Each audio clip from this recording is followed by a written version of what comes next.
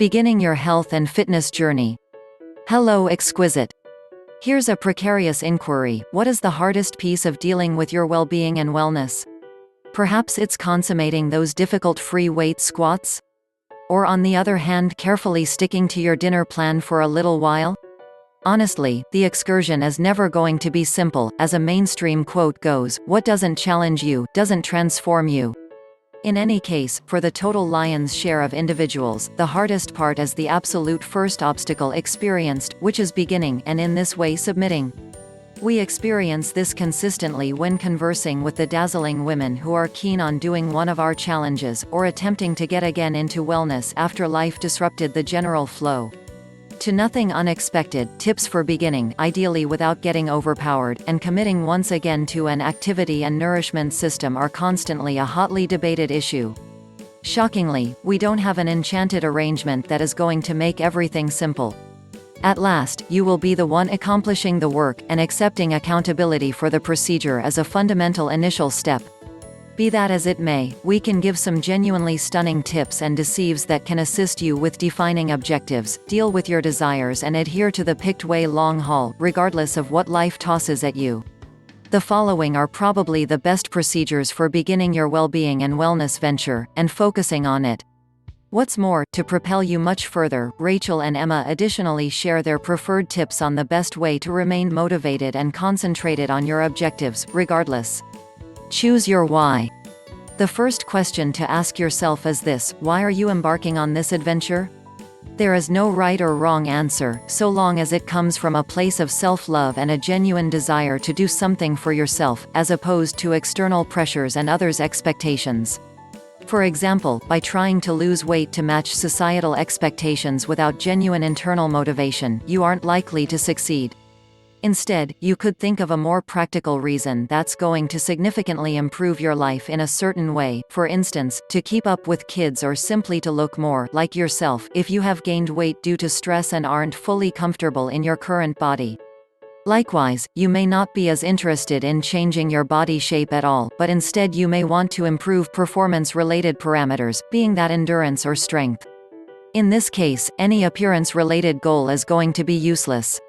Remember, any reason is acceptable, whether it is appearance-driven or health-related, so long as it's your goal and not someone else's. Trying to achieve someone else's ideals is exhausting and usually unsuccessful, so focus on your health and happiness instead.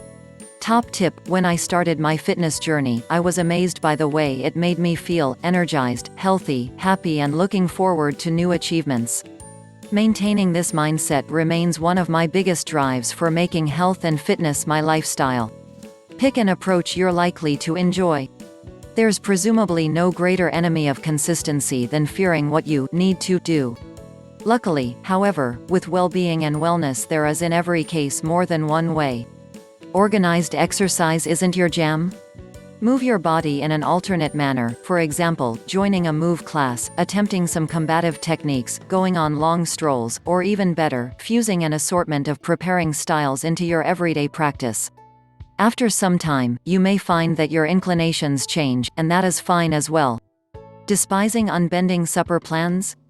Attempt adaptable eating, less junk food, otherwise called, on the off chance that it accommodates your macros, IIFYM. Find out about following macros, and join truly anything you need into your day. Toward the day's end, most methodologies include a similar essential standards, for example, deliberately controlling day-by-day vitality admission and consumption to accomplish certain objectives, dynamic overburden, and other general sustenance and preparing ideas. Along these lines, before focusing on a specific way of life, ensure that it compares with your objectives and is pleasant on numerous levels, else will undoubtedly get baffled and abandon the thought eventually. Top tip: there is no compelling reason to stall out in a solitary style of preparing, as this can prompt fatigue and breaking point your advancement. I appreciate obstruction preparing the most in light of how it can make, change, and improve my shape. Nonetheless, I additionally love tossing some cardio in the blend, both LIS and HIIT. Actualizing an assortment of preparing styles guarantees I can prepare in manners I appreciate while getting astounding outcomes. Set sustainable goals. Setting sustainable, clear goals may seem like an overwhelming task, but making effort to do so is a very important step, as it keeps you accountable and makes assessing the progress much easier. One of the easiest ways to set goals is by using the SMART approach, which describes goals as S equals specific, M equals measurable, A equals attainable, R equals relevant, T equals time-based. When setting a goal, every single criterion should be met. For instance, lose some weight is a very vague goal that is not likely to get you anywhere, as it has little meaning and accountability to it. Likewise, lose 10 kilograms in a week is not a great goal either, as although it possesses some of the SMART attributes, it's hardly attainable. Some good examples of SMART goals for fitness and nutrition include: lose 2 kilograms of body fat in a month in order to get closer to a healthy weight range. Increase barbell weight for 8 reps of squats by 10 kilograms by the end of the 6-week booty challenge. Prepare lunches and dinners for the work week ahead on this coming Sunday. By having clear goals structured like this, you are increasing the likelihood of staying on top of everything and assuming full responsibility for your progress. Top tip: I love goal setting. I make sure to set short, mid and long-term goals, and each category consists of specific goals that are achievable in those time frames. Generally, long-term goals include more global, substantial changes, but I also have smaller, more specific goals for each week, e.g. going heavier by X kilogram in specific exercises, and even mini goals for each day, e.g. completing my training each day and having all my meals. Ticking off even the smallest goals creates an amazing sense of achievement and keeps me motivated. Calendar it in. New positive propensities are difficult to shape with no guarantees, so don't make it any harder by not booking the ideal opportunity for rehearsing them. An exemplary model is hitting the hay with an obscure expectation to possibly go to the rec center in the first part of the day, just to wake up and choose to do it later, which is then unexpectedly abrogated by after-work drinks with associates. You wouldn't treat a significant conference along these lines, so why make your well-being and wellness discretionary? Rather, submit and set aside a few minutes for it. Put your allotted exercise times into your schedule and stick to them as though they were non-debatable duties. After some time, it will end up being a propensity, yet particularly toward the beginning, you can't be excessively composed, trust us. A similar methodology goes to all parts of your new system. Set aside a few minutes for feast prep, know which day of the week will be your go-to rest day, and furthermore consider what you'll do if there should be an occurrence of inescapable crises, for example doing a home exercise on the off chance that you can't get to the rec center one day, and so on. You are significant, so feel free to set aside a few minutes for yourself and your objectives. Top tip: I generally focus on preparing, account for it in my schedule, and for the most part do it before anything else. Along these lines, I realize that once preparing is done and tidied, I can concentrate on different errands while previously feeling achieved and empowered.